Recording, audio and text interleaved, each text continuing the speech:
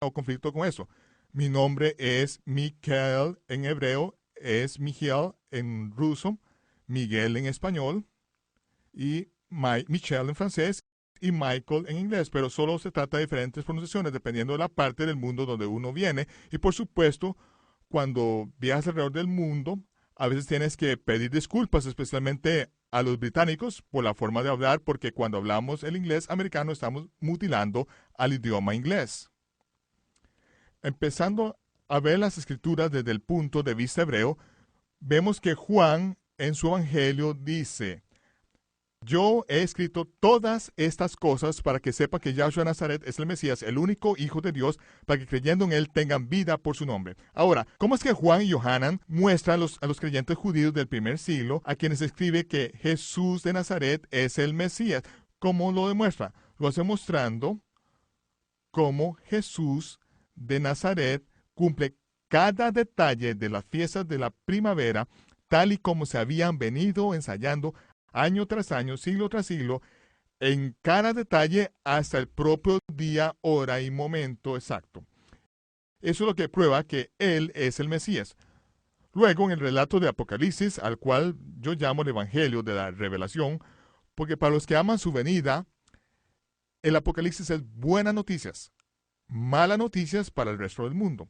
Pero es un evangelio, el evangelio del rey que reina, y vemos que Yohanan, Juan, da detalles de cómo el Mesías cumple todo lo relacionado con las fiestas del Señor en el otoño, cumpliendo hasta el más mínimo detalle del día, hora y momento preciso, tal y como se ha venido enseñando durante miles de años. Apocalipsis realmente no se puede entender desde nuestra propia perspectiva gentil occidental a una distancia de 2000 años de las fiestas del Señor, porque literalmente Apocalipsis trata de cómo el Mesías cumple las fiestas del Señor. Ese entendimiento es lo que el Mesías me ha encargado. Me ha encargado que enseñe el cumplimiento profético de las fiestas del Señor. Es bueno estar con ustedes esta noche. Realmente es un verdadero placer para mí el estar con tantos gentiles que son seguidores del Mesías judío. Como ven, en los primeros 15 años desde Pentecostés hasta que la casa de Cornelio llegó a la fe, durante los primeros 15 años no había creyentes gentiles del todo. Había cientos de miles de creyentes judíos, pero no gentiles del todo durante los primeros 15 años. Y a veces, 2000 años después, es fácil olvidarse del hecho de que los primeros seguidores del Mesías fueron judíos. Esto lo vemos claramente en el libro de los Hechos Apóstoles Judíos, y como ven, he agregado a propósito de la palabra judíos porque todos los apóstoles eran judíos. En este libro se lee que había una gran compañía de Cohenim que eran obedientes a la ley. Los Cohenim son los sacerdotes que servían en el lugar santo. Eran obedientes a la fe y fueron los seguidores judíos del primer siglo los que llevaron las buenas nuevas de su Mesías a los gentiles y dieron su vida y servicio al igual que al apóstol Pablo y muchos otros. Ahora, 2000 años, nos encontramos como una gran familia. Nos encontramos como parientes muy cercanos debido a la sangre del Mesías y concluimos que sí, que después de tanto tiempo podemos ver atrás y decir, hey, sí funcionó. Es cierto que hay unas cuantas cosas que hay que limpiar. Hay unas cuantas cosas que se agregaron a la fe una vez entregada a los santos y una vez hay unas cosas que han sido borradas, pero eso es lo que Dios dijo que sucedería en los últimos días y es la razón de por qué estamos aquí. Porque fue Pablo quien les escribió a los creyentes de Roma y preguntó, ¿qué ventaja tiene el judío? Y contestó a esa pregunta retórica, mucho en todo sentido, pero principalmente porque a los judíos se les encomendaron los oráculos de Dios. Entonces, de todas las ventajas que existen, entre todas las ventajas que él podría enumerar, la primordial es que a los judíos, a Israel, se les encomendaron los oráculos de Dios. ¿Cuáles son esos oráculos que son tan importantes? Como leemos en Hebreos, después de tanto tiempo, ustedes ya debían de ser maestros, pero todavía necesitan que les explique de nuevo los rudimentos de los oráculos de Dios. ¿Cuáles son esos oráculos que son tan importantes, que son como la base de la base? Como dice Pedro, si alguien ministra, si alguien enseña, si alguien habla, que hable de los oráculos de Dios. ¿Cuáles son esos oráculos que son tan básicos en lo que respecta a nuestro entendimiento que ni siquiera deberíamos estar enseñando hasta que los hayamos dominado? Fue Esteban quien de pie delante de Sanedrín dijo: nuestros padres recibieron los oráculos vivos para dárnoslo. ¿Cuáles son estos oráculos vivos? La palabra oráculo suena un tanto místico en nuestra cultura, ¿verdad? La palabra oráculo en griego es la palabra logión, que significa comunicación. Y vemos que Dios en realidad le confió su comunicación, la revelación de sí mismo, a las 12 tribus de Israel. Y ellos tenían que ser sacerdotes para el mundo entero, para todo el planeta. Vemos que Moisés y todos los profetas fueron enviados a las 12 tribus de los Cherokees, de los indígenas, de los navajos o de los aborígenes. No. Vinieron a las 12 tribus de Israel. Ellos debían ser sacerdotes y maestros para el mundo entero.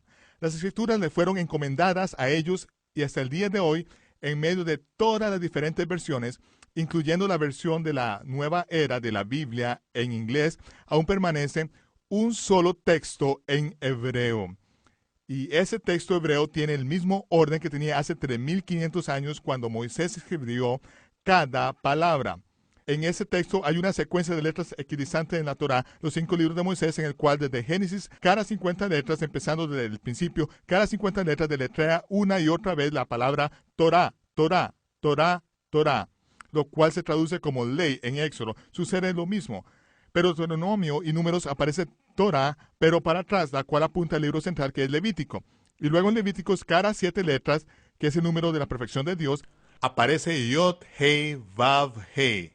Yahweh, el nombre de Dios, aparece cada 7 letras. Y hasta el día de hoy, el texto hebreo aún mantiene la misma secuencia que distancia de letras. Esto no puede lograrse por medios humanos y aún tener sentido en la forma en que fue escrito. Esta es la firma de Dios. Las escrituras fueron encomendadas a Israel y ellos hicieron un mejor trabajo de lo que hicieron los griegos, los latinos y obviamente los ingleses en mantener la pureza de las escrituras. Como le dice Pablo a Timoteo, desde niño has conocido las escrituras que te hacen sabio para salvación. Cuando Pablo le dijo esto a Timoteo, ¿se refería a los evangelios de Mateo, Marcos, Lucas, Juan, Hechos, Romanos, Corintios? No, ni siquiera existían. Lo único que existía era la Torá, los profetas y los otros escritos. La Torá, los 5 libros de Moisés y los otros escritos. La Torá es la base. Torá significa instrucciones, decisiones de Dios. Timoteo conocía las escrituras, la Torá desde niño. A los judíos se les enseñaba la Torá cuando se levantaban por la mañana, cuando se sentaban a la mesa se les enseñaba la Torá, o cuando caminaban y cuando se acostaban cada noche se les enseñaba la Torá, y la entendían y la memorizaban desde la niñez. Continúa diciendo que toda la escritura es dada por inspiración de Dios y es útil para doctrina, para reprender, para corregir, para instruir en justicia, para que el hombre de Dios sea perfecto y preparado para toda buena obra. ¿De cuáles escrituras hablaba? De la Torá. Era lo único que existía en ese tiempo. No quiero decir que el Nuevo Testamento no haya sido dado por inspiración de Dios. Solo digo que para cuando esta carta fue escrita, la Torá era la base de los creyentes del siglo I. Era todos los que entendían. Shaul dice que cada sábado razonaba con ellos en la sinagoga con las escrituras. ¿Cuáles escrituras usaba? ¿El libro de Romanos? No existía. Apolo convenció a los judíos por medio de las escrituras que de Jesús era el Mesías. ¿Cómo lo hizo? Lo llevó a la Torá porque la Torá mostraba todos los cuadros de lo que el Mesías debía lograr. Los de Berea escudriñaban las escrituras diariamente para probar lo que les enseñaba Saúl. Y a propósito, ese es su nombre en hebreo. Cuando Saúl se convirtió en su seguidor del Mesías, no le dieron un nombre griego. Pablo, como lo llaman los griegos, ¿ok? Así que familiarícense con Saúl. A veces lo voy a llamar por ese nombre para que sepan de quién estamos hablando. Pero los de Berea escudriñaban las escrituras para probar si lo que Pablo estaba diciendo era cierto o no. ¿Cuáles escrituras escudriñaban para probar si verdad lo que Jesús era el Mesías? La Torá. Esa es la base.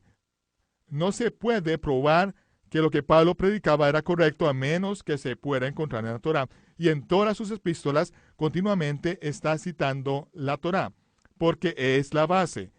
Y así se sabe que uno tiene las escrituras en contexto. Como vemos en los Estados Unidos, en su mayor parte, hemos desarrollado religiones que se han formado tomando bytes de sonido llamados versículos del Nuevo Testamento, agrupándolos en nuevas doctrinas completamente fuera de contexto y no reconociendo que